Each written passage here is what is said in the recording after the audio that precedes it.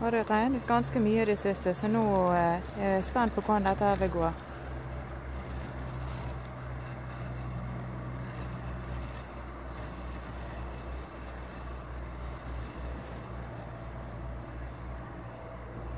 Jeg har ikke fått klippet gresset på ganske god stund nå. Flere dager.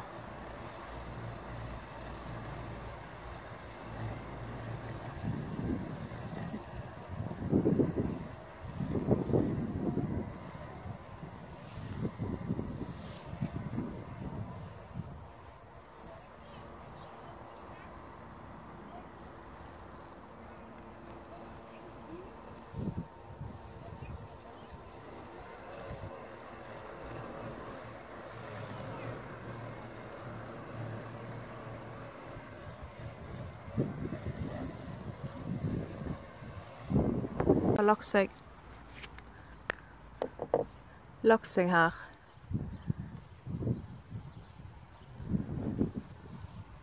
Men det er vel kanskje helt normalt når det er så vått som det er ute nå.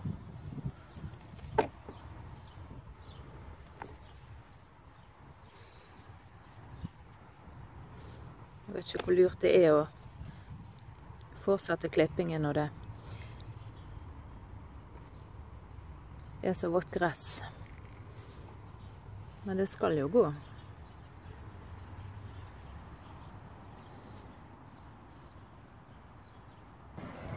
Vi får la den gå litt til i dag, så får vi se hvordan det går.